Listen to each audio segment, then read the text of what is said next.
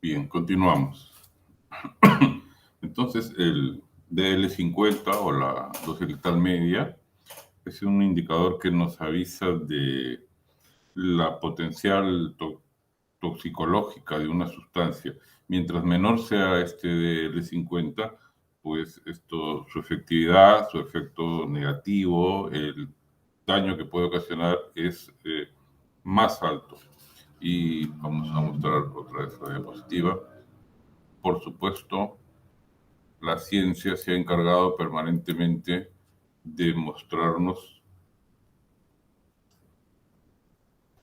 esto, de la ciencia se ha encargado permanentemente de mostrarnos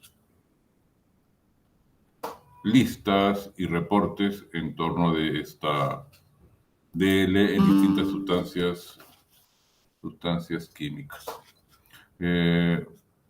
Mientras menor sea el DL50, la toxicidad es mucho mayor. Acá hay algunas tablas, por ejemplo, esta DL50 de algunas sustancias representativas. Nos vamos al último, vemos a la toxina botulínica, que ya la habíamos anunciado como la toxina más potente que se encuentra en la Tierra. Una pequeñísima cantidad de 0,0001 miligramos por kilo de peso es suficiente para provocar la muerte de una persona. Y sin embargo, se utiliza en diluciones menores como agente para reducir o eliminar las arrugas de las personas. Y así podemos nosotros encontrar listas de las dosis medias de sustancias como el alcohol etílico, cloruro de sodio, sulfato ferroso, etcétera, nicotina, todas las sustancias en realidad.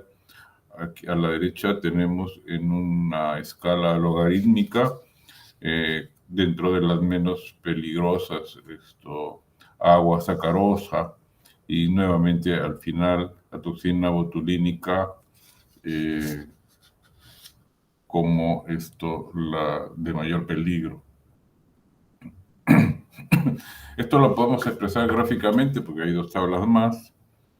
Por ejemplo, la gran cantidad que se necesita de agua para intoxicarse con agua, 6 litros.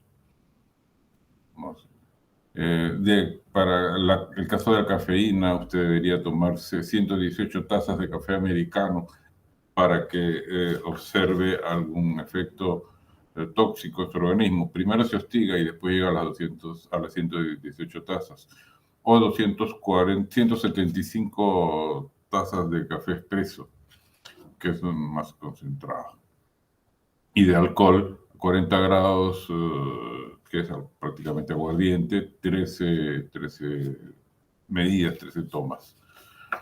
Aquí en el cuadro 7 vemos que se han listado algunos referentes también conocidos por nosotros, la aspirina, que es de venta libre. Sin embargo, el fabricante nos da en la posología el número máximo de pastillas que podríamos tomar por día, que no llega a esos 1.240 miligramos por kilo. O el glifosato, del cual se ha hablado tanto y la mayor parte de veces con mucha dureza, esto también. Lo que nos lleva a decir, acá tenemos otro muestrario con sustancias como el agua y la sacarosa con prácticamente ninguna toxicidad, el etanol, una toxicidad menor, el peróxido de hidrógeno, que es la oxigenada de la teobromina, que es el alcaloide del cacao, moderadamente tóxico, la cafeína tóxico, extremadamente tóxico la nicotina, la vitamina D cuando no es por alimento o por exposición solar, sino por intravenosa, la estrinina altamente venenosa, las aflatoxinas, que son las toxinas producidas por hongos de género Aspergillus en algunos alimentos, muy peligrosas, mucho más todavía, como ya se dijo, la toxina botulínica. Estaba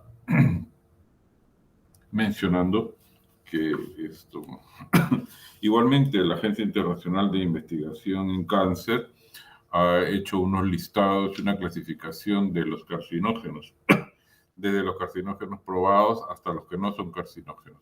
Una serie de sustancias que pueden ser de consumo alimentario o como fármacos, por contacto, por cercanía, que podremos revisar, está disponible en información de internet y podemos encontrarnos con algunas sorpresas. Por ejemplo, carcinógeno probado, fumar alcohol y comer carne roja procesada con frecuencia.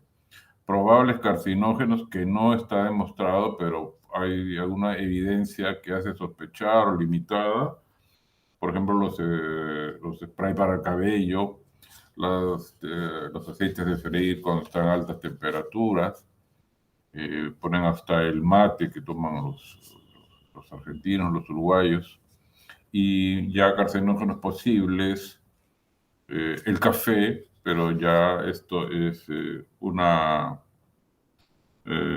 situación que es un poco probable que lo sea, ¿no? No clasificables y no carcinógenos definitivamente. Y esto para el caso de plaguicidas también, esto se muestra la toxicidad.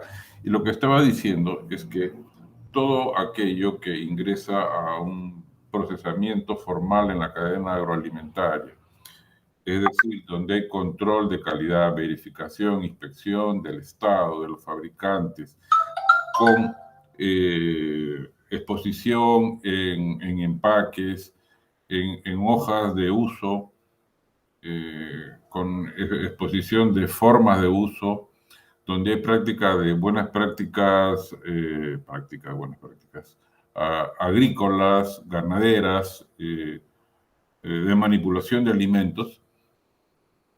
Cuando hay aplicación de estas prácticas, cuando el sistema se pone en alerta y cuida la salud de los consumidores para evitar la acción de estas sustancias tóxicas, nosotros podemos tener mucha confianza y mucha seguridad en que estamos consumiendo alimentos que no nos van a hacer daños. Cuando pensamos en algunas sustancias que están naturalmente presentes en los alimentos, que no vienen avisadas en la cáscara, ni se nos dice necesariamente porque no son sustancias que se han aplicado explícitamente, como por ejemplo alcaloides, como por ejemplo sustancias que dan sabor amargo, como por ejemplo a sustancias alergénicas. Entonces, la culinaria, la cultura popular sabe, y tenemos que conocer también las formas de actuar frente a este tipo de alimentos. Por ejemplo, sabemos que el tarro es amargo, lo mismo que la quinoa, por el alcaloide que posee, y las papas, cuando todavía no han terminado de llegar a su punto de consumo, y el gocipol en el algodón, etcétera, en la semilla de algodón. Entonces, el conocimiento, la experiencia de las personas ya va actuando también sobre aquellas sustancias que están naturalmente presentes en los alimentos. Durante muchos años, mucha gente, por error, ha muerto consumiendo hongos silvestres, recogidos en hongos muy venenosos, parecidos a los hongos comestibles, ¿no? Ahí pues es entonces donde no hay Estado, donde no hay control, donde no hay garantía, es más complicado. Pero si la sociedad establece un orden y expone las formas, las cantidades y los modos de actuar con las distintas sustancias, pues los riesgos se van a reducir mínimamente. Buenas prácticas en todo el momento de la cadena agroalimentaria.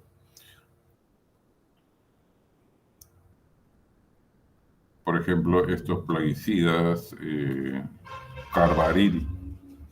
Estamos aprendiendo acá con esta vista sobre niveles de residuos que un tomate aplicado al cual se le ha aplicado carbaryl al, al momento del cultivo, contiene 100 partes por millón de residuos de este insecticida. Cuando se lava, se reduce a 33 partes por millón. Cuando se pela, se reduce a 5 partes por millón. Y cuando se cuece, se lleva al guiso, a la olla, al preparado, se reduce a 1,8 partes por millón. Entonces, la ciencia, la tecnología está en condiciones, está en capacidad de manejar esta información y transmitirla correctamente. Es importante para nosotros entender, informarnos, explicar adecuadamente, sin aspavientos, sin generar temores infundados, este tipo de información. No olvidemos que para unos productores hay también unos competidores que están queriendo eliminar a la competencia para quedarse solo en el mercado. El monopolio, pues, es el paraíso de los mediocres, ¿no?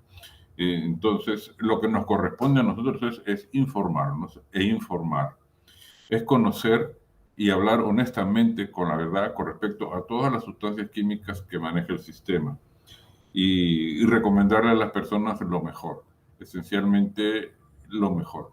Por ahí empieza con un sentido ético de acción la verdadera educación alimentaria. Eh, ¿Qué más puedo decir? Puedo decir que la regla de oro de la toxicología entonces es que si la dosis es el veneno y no la sustancia, el dicho popular que dice poco veneno no mata, está bien, siempre y cuando la sustancia no sea carcinogénica, donde tenemos que estar mucho más atentos. Y bueno, ahí está un esquema de la clasificación que hace la Agencia Internacional de Investigación en el Cáncer, y que sería bueno que la busquemos, está en internet, y veamos la lista de todo tipo de sustancias que eventualmente con mucha, con poca o con ninguna probabilidad podríamos decir si son cancerígenas o no.